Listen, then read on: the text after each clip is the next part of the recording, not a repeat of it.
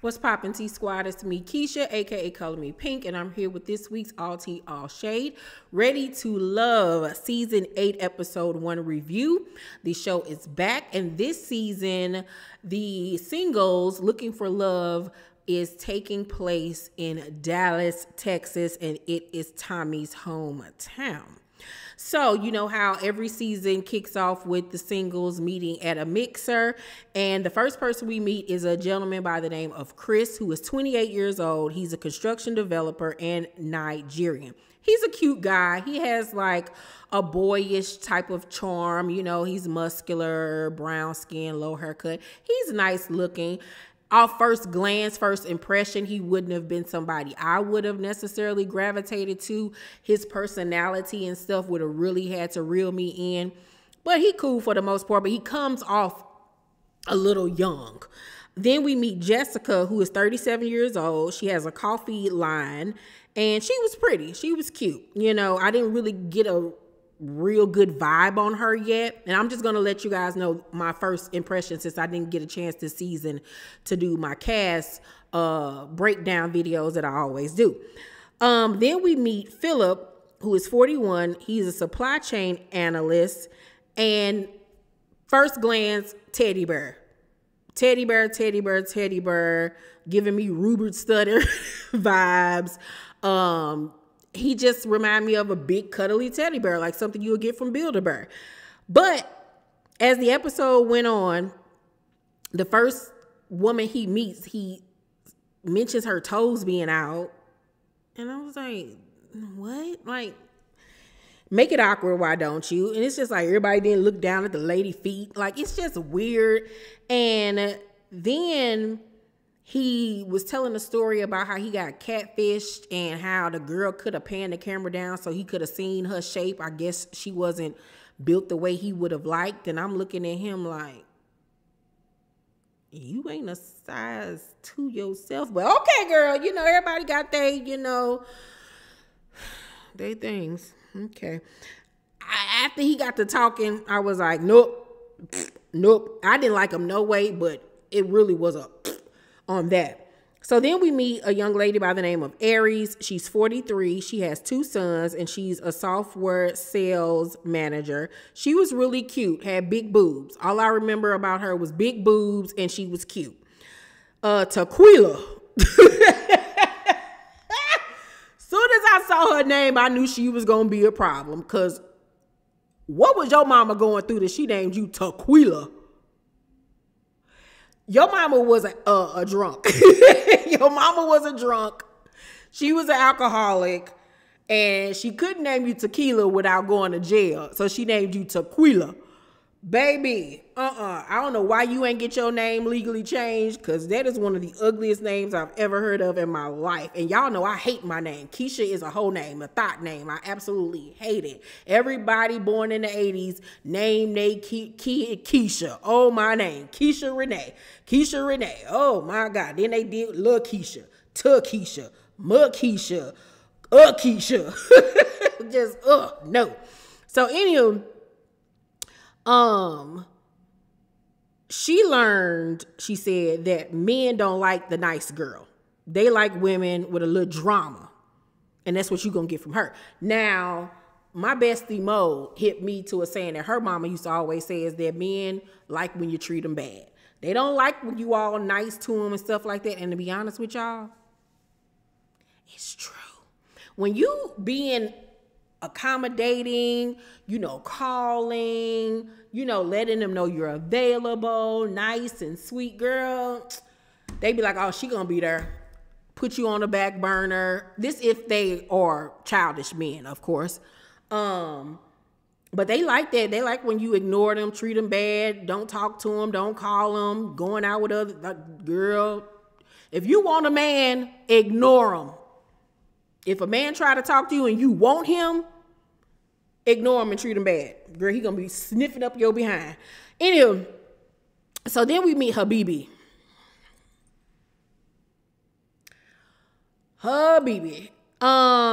He's 33 years old, a saxophonist. And as soon as I heard saxophonist, everything about it just screams scammer. And he ain't got no money for real. He going from pillar to post. He's into a young lady there named Sierra. Now he has on Arabic garb. He said that he spent a lot of time in Dubai, but he's not Arabic from what I understood. Because he said that he loved the Arabic culture. So are you culturally appropriating these people? Because that's weird. I need more context. Before I fully go in he fully said, I like and appreciate the Arabic culture. Because he said he was from here in the States, like from Philadelphia or somewhere. So I need more context on who this man is and why is he appropriating being Arabic and calling himself Habibi. Child. And Habibi, why you choose that name out of everything? What? No, it sounds like you run a 7-Eleven. That was so racist. Oh my God. Bad, Keisha. Anyway, so like I said, he was attracted to a lady there named Sierra. Sierra's 33. She's a stylist. And she was gorgeous. Gorgeous. You know, I loved her platinum hair. Her hair was giving me life. She said she has a lot of athlete and celebrity clients. So she's always, you know, traveling and stuff. So it's hard for her to make a connection with a guy. Then we meet Leanne, who's 49. She's a gym owner. And she says that people think that she's bougie and too serious. And yeah, she was giving me, I think I'm the ish. Her outfit was horrible. It was so throwback, and it was honestly too little. Yeah, her vibe was just giving snooty and just judging everything and like, don't touch me. And I'm like, girl, please. So then we meet Marvin, who's 41, and he's an erotic author. He's a sensual dominant and turns his home into a dungeon when, you know, he doing the do with his boo thing. Now, y'all know I'm an author. Been an author for how many years now? Going on 20 years next year. And I need to find out his author name. I need to find out, have I ever heard of him or anything like that? But let me tell y'all something about these male authors. Not saying all of them are this way, but I've come across quite a few, especially the light-skinned ones that look like him and write nasty books. They be out here smashing all their readers. They be out here smashing all they readers. That's how they get them. So y'all got to keep y'all eye on him, because he might be a little sexual deviant, child. I don't know about him. But physically, he's not somebody I would go for, but I would try it out. I try that thing out because I want to see how he get down. Restrain me. Don't threaten me with a good time, all right? Period. So then we meet Unique, who is 31 years old. She's a TV and film producer. She gives me like the girl next door vibe, but she got a little sassafras to her. Then we meet Janelle. She's 41, a creative director. Gorgeous, gorgeous, gorgeous, gorgeous. Curvy, big boobs, dimples. I loved her hair. We find out that she was adopted at 6 months and kind of got abandonment issues. She was like, anytime like she's dating somebody and they leave the room, she's like, where you going? And I was like, okay, Janelle, you got to get that in order. You need to go lay down on somebody's couch, girl, and get that in order, because you are gorgeous. And the men seem to find her to be gorgeous too. Like everybody got their eye on Janelle. And I'm so happy about that everybody's going for the curvy girl. Like, come on. Yay. Then we meet Quentin, who's 33, a personal trainer. And I was like, yeah, the ladies gonna like him. He chocolate. He got a nice body. He got tattoos and stuff. I was like, oh yeah, they gonna go up for him. He not my Gigiana, you know what I'm saying? But he got a nice body. Like from here down, he can get it all day long. And I knew that the ladies is going to like him. But y'all know what I say about personal trainers. They ain't got no money, child. If you want to have a good time, just date somebody. Yeah, sure. Long term, absolutely not. So then we meet Kira, who is 30 years old. She's a realtor, and she was bubbly and annoying to me. Like, I was just knowing that the guys was not going to vibe with her, but they did. She had on these horrible white majorette boots. And I wrote that down in my notes before I even found out she, in fact, used to be a majorette dancer. Them boots, baby, them boots was absolutely horrendous. She looked like she should have been starring in Austin Power Gold Member with him and Beyonce. Them boots did not go with that outfit. They was big, they was chunky, they was white. Like, girl, where was you going? Them boots were atrocious. But yeah, she was just kind of like loud and all over the place and just kind of doing too much. And I was just like, your outfit is horrible and you just irritating. She was like a little gnat. But the guys seem to like her, child. So Tommy gathers all the singles. There's 18 of them, 9 girls, 9 men, and says that 2 people be going home that night. We're then introduced to a guy named Red, who's 42. He's a DJ and comedian. To me, he was very funny looking. DJ and comedian was giving me, you know, he ain't really got no money. Everybody, like I said, is on Janelle. All the guys are really vibing with her and attracted to her. We then meet Brandon, who's 46. He's a train dispatcher.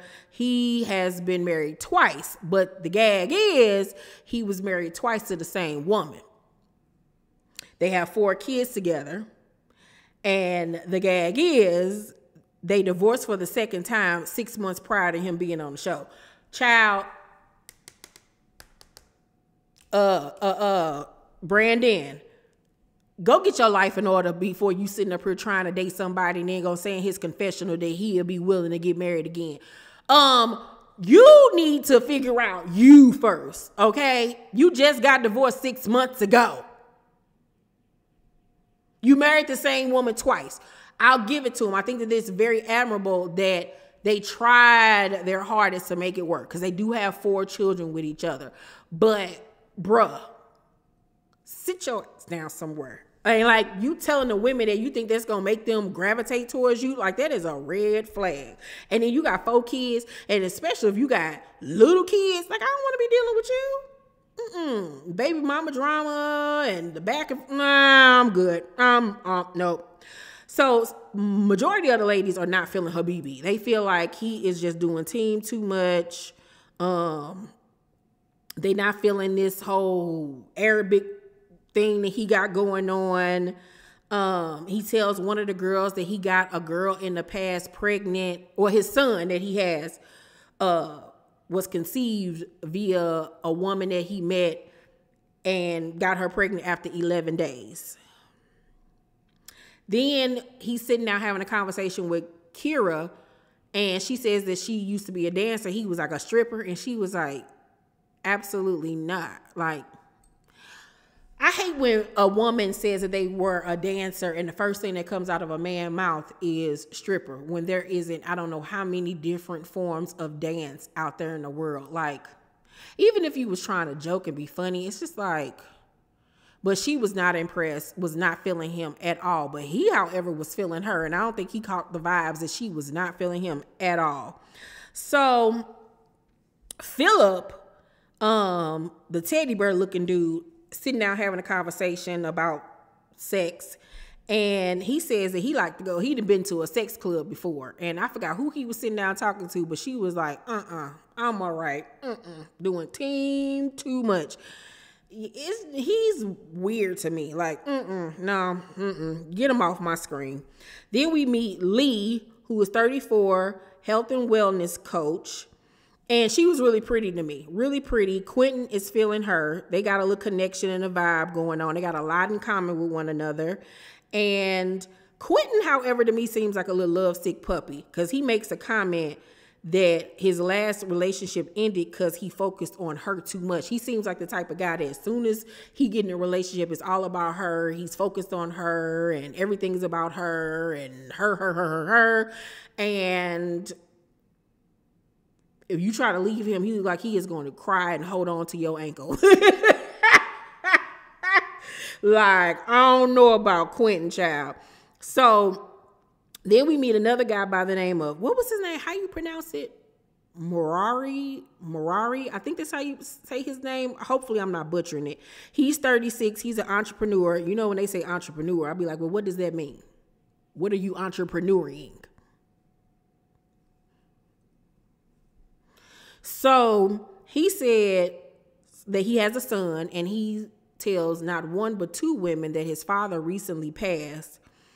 And I was like, I feel bad for him. God knows I do. But I don't feel like when you're out here trying to date that should be one of the first things that you bring up. It seems to me like you need to deal with your grieving instead of being on this show. Like, he literally was in his confessional crying. It was like, I don't think you should have came on the show, bruh. He actually sits down with Leanne and tells her, and she immediately like shut down. Tensed up, and like she even had a look on her face like she had an attitude that he even had the nerve to tell her that. And he was sitting there looking at her like, so you ain't gonna say, you know, sorry for your loss or anything? Like, he was sitting there shocked at her reaction. And I was shocked too, because even if it was a turnoff per se, you could have at least been kind about it. You know what I'm saying? But I think that he needed to deal with his grief instead of being on this show. So we then meet Herbert, who is 37. He's an aviation manager, no kids, never been married. Him and Janelle are vibing. They are vibing with one another. He was all right looking to me. Tommy then talks to the guys about who they feeling, and a lot of them are feeling Kira and Janelle. Like I said, I was shocked with the fact that they like Kira and that go-go outfit that she had on and them fireman boots. So they, however, were not really feeling Tequila and Leanne.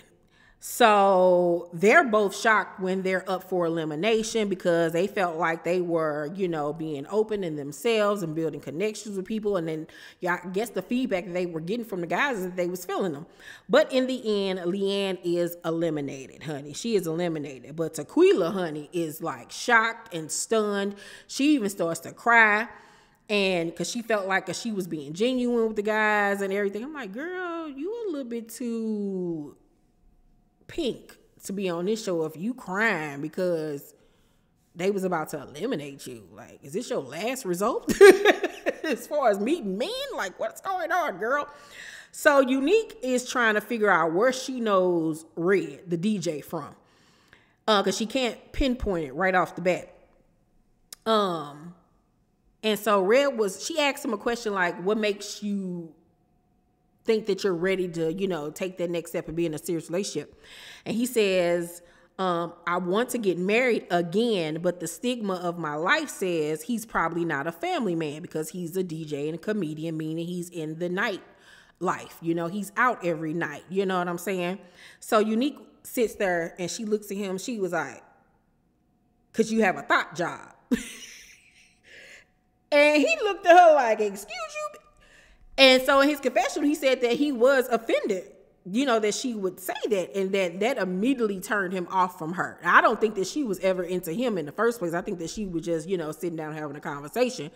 It was disrespectful. It was. Even because it wasn't like she was saying it like a joke. Like, she was saying it like, yeah, you got a thought job. Like, and she stood firm on what she had to say. Yeah, that is a lot for a woman to deal with, somebody that's constantly in the nightlife. Like, yeah, no. And you ain't really doing it like that. Anywho, I ain't in that man pockets. So, Habibi asked Tequila, would she cheat on her ex with him? And she was like, yeah, I would have. Now, mind you, he asked somebody else that, I forgot who he was sitting down to. And he was like, which one of these guys would you cheat on me with? And the girl was like, well, I don't cheat. Now, at first when he asked it, I was like, what? And then I thought, well, that's a great question to see somebody's integrity. You know what I'm saying? But no, he just a weirdo. Cause like, what? What's up with you and cheating? And like, do you need validation that you're attractive or something? Like, what's going on with you? Like, he's weird. But Tequila, I guess because she was almost eliminated, is like so into him because he's showing her some attention. And it shows that she is very much a pick-me. Like, she is desperate for a man. Like, desperate. And I'm like, oh God, the desperation reads all over you, sis. So Janelle and Unique and Tequila are sitting down with Tommy, and he's asking like who they're into, who they're not into. And Janelle and Unique say Habibi, they are not into him. And Janelle says specifically that it seems like he's going to be whoever you want him to be for that moment.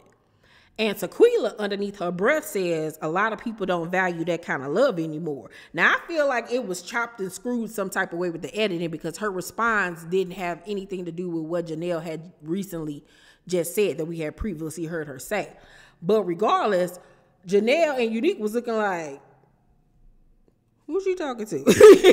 Like, just because you like them and we don't, like, how you got an attitude? Like, because once again, girl, you riding real hard for somebody you just met an hour ago. Like, calm down, girl. Like, yeah, she gonna be a problem. And as we saw in the teaser trailer at the end of the episode, yeah, she's a little cuckoo for Cocoa Puffs. So so Habibi and Brandon are in the bottom. And the episode is left off on a cliffhanger where we don't know which of these young men are going to get eliminated. I personally think that Brandon is going to get eliminated. I think Habibi is not going to get eliminated. I think it's going to be Brandon. I really do. Yeah, I'm going to stick with Brandon. Even though a little bit of part of me is thinking Habibi, but I'm going to say Brandon is going to be the one that gets eliminated next week. Y'all let me know down below in the comment section who you think will get eliminated, Habibi or Brandon. Also, you guys, make sure you subscribe to my second channel, Keisha Irvin channel, KeishaErvin channel. When you put it in the search engine, that's the only way it's going to come up, Keisha Irvin channel. Make sure you guys subscribe to it. I'll be dropping content over there next week starting Monday. So make sure you guys subscribe. I'll be putting up throwback videos from some of my best, funniest content. Yeah. Videos where I go in, all of that good stuff. So make sure you guys subscribe to that channel, especially you newbies, so you can see a lot of my old content, a lot of my best moments throughout the years. So subscribe. And if you have not subscribed to this channel, what are you waiting for? We have fun over here. Subscribe and hit that notification bell button so you know when my videos drop, and make sure you hit the like button. I love you guys, and I will see you next week on my next review of Ready to Love. Peace. Oh, y'all like my nails? Aren't they cute? So on this side, it's yellow, and then on this side, it's like a lime green, but you can't really tell on camera. But yeah, she did the little powder effect. This isn't even nail polish, it's powder. But I love the way they came out. So cute. Okay, let me get off here. Bye, y'all.